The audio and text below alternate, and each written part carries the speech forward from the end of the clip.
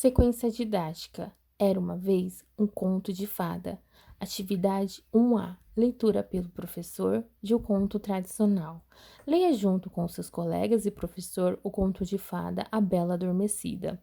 A Bela Adormecida, Irmãos Grimm.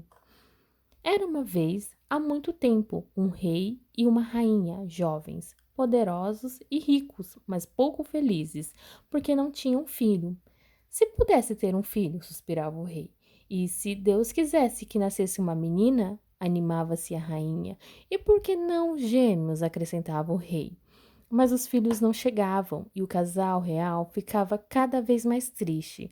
Não se alegravam nem com os bailes da corte e nem com as caçadas, nem com os gracejos dos bufões, e em todo o castelo reinava uma grande melancolia. Mas, numa tarde de verão, a rainha foi se banhar-se no riacho que passava no fundo do parque real e, de repente, pulou para fora da água uma ranzinha. Majestade, não fique triste. O seu desejo se realizará logo. Daqui a um ano, a senhora dará à luz a uma menina. A profecia da rã se concretizou alguns meses depois. Nasceu uma linda menina. O rei, logo de felicidade, chamou-a Flor Graciosa e preparou a festa de batizado. Convidou uma multidão de súditos, parentes, amigos, nobres do reino e, como convidado de honra, as fadas que viam nos confins do reino. 13. Mas quando os mensageiros iam saindo com os convites, o camareiro Mor correu até o rei preocupadíssimo. Majestade, as fadas são 13 e nós só temos 12 pratos de ouro. O que faremos? A fada que tiver que comer no prato de prata, como os outros convidados, poderá se ofender, e uma fada ofendida. O rei refletiu longamente e decidiu: não convidaremos a 13ª fada, disse resoluto. Talvez nem saiba que nasceu a nossa filha e que daremos uma festa, assim não teremos complicações. Partiram somente 12 mensageiros, com convite para 12 fadas, conforme o rei resolvera. No dia da festa, cada uma delas chegou perto do berço em que dormia a Flor Graciosa e ofereceu à recém-nascida um presente maravilhoso. Será a mais bela moça do reino, disse a primeira fada, debruçando-se sobre o berço. E a de caráter mais justo, acrescentou a segunda.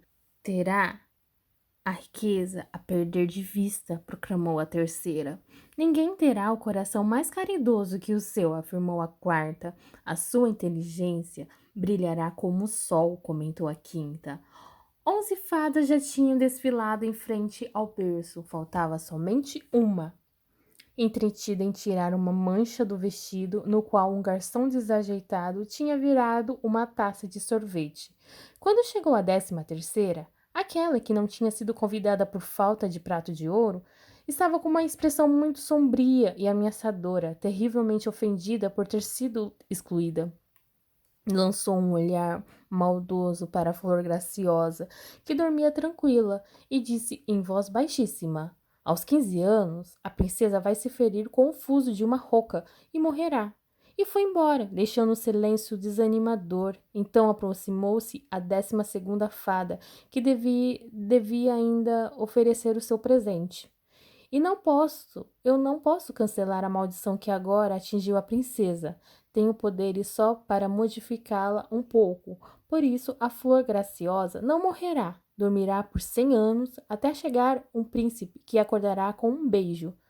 Passado os primeiros momentos de espanto e temor, o rei considerava a necessidade de tomar providência. Insistiu uma lei severa. Todos os instrumentos de fiação existentes no reino deveriam ser destruídos, e daquele dia em diante ninguém mais fiava, nem o linho, nem algodão e nem lã, ninguém além da torre do castelo.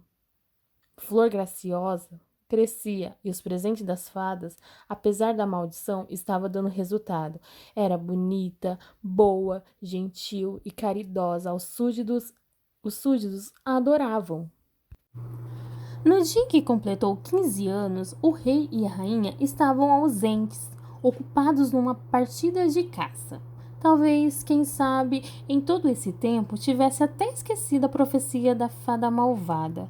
Flor Graciosa, porém, estava se aborrecendo por estar sozinha e começou a andar pelas salas do castelo, chegando perto de um portãozinho de ferro que dava acesso à parte de cima de uma velha torre. Abriu, subiu a longa escada e chegou enfim a um quartinho. Ao lado da janela estava uma velhinha de cabelos brancos, fiando com o fuso uma meada de linho. A garota olhou maravilhada, nunca tinha visto um fuso. Bom dia, vovozinha. Bom dia a você, linda garota. O que está fazendo? Que instrumento é esse?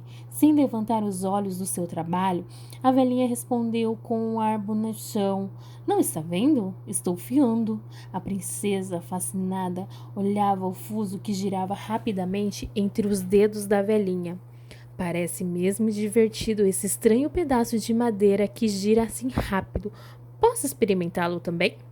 Sem esperar a resposta, pegou o fuso e, naquele instante, cumpriu-se o feitiço. Flor Graciosa furou os dedos e sentiu um grande sono. Deu tempo apenas para deitar-se na cama que havia no aposento e seus olhos se fecharam.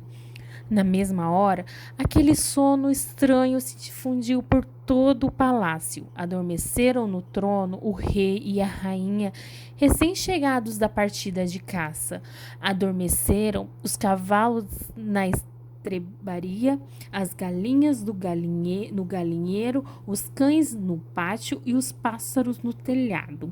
Adormeceu o cozinheiro que assava a carne e o servente que lavava as louças. Adormeceram os cavaleiros com as espadas na mão e as damas que enrolavam seus cabelos.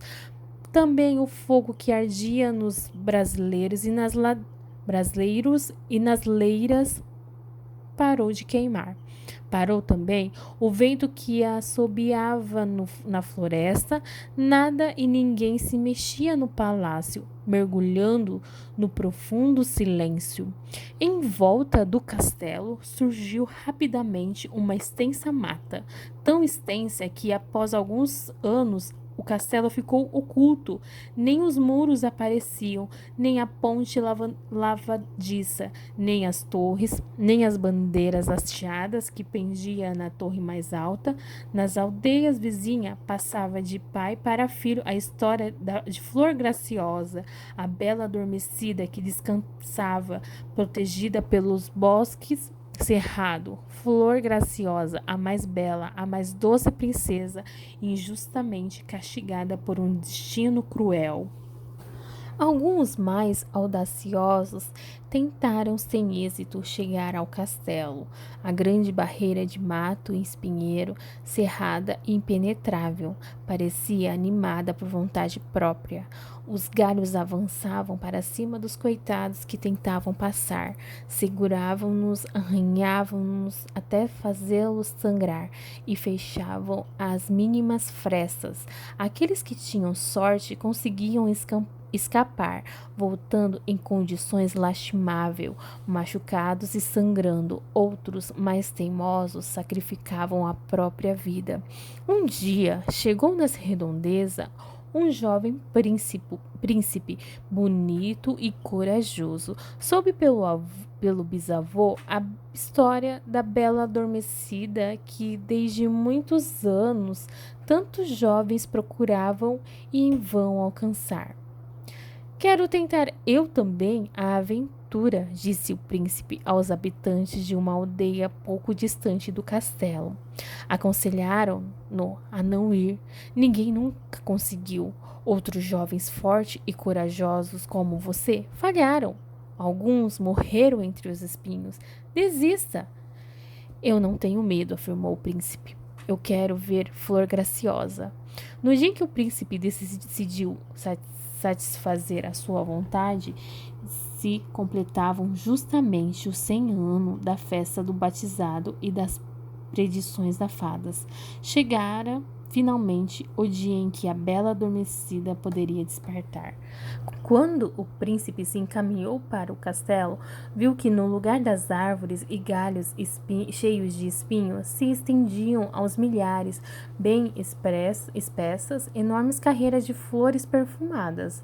E mais, aquela mata de flor cheirosa se abriu diante dele, como para encorajá-lo a prosseguir, e voltando a se fechar logo após a sua passagem. O príncipe chegou à frente ao castelo. A ponte lavadiça estava abaixada. Os dois guardas dormiam ao lado do portão, apoiados nas armas. No pátio havia um grande número de cães, alguns deitados no chão, outros encostados nos cantos. Os cavalos que ocupavam a estrebaria dormiam em pé. Nas grandes salas do castelo reinava um silêncio tão profundo que o príncipe ouvia a própria respiração, um pouco ofegante, ressoando naquela quietude. A cada passo do príncipe se levantavam nuvens de poeira.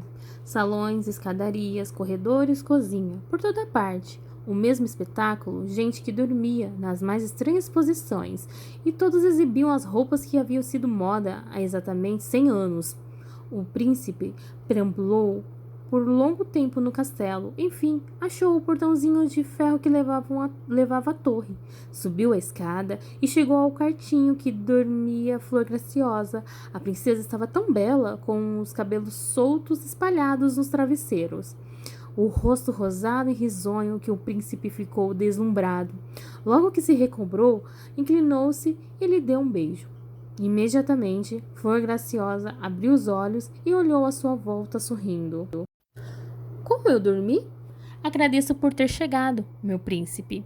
Na mesma hora em que Flor Graciosa despertava, o castelo todo também acordou. O rei e a rainha correram para trocar os trajes de caça empoeirados. Os cavalos na estrabaria relincharam forte, reclamando das suas rações de forragem.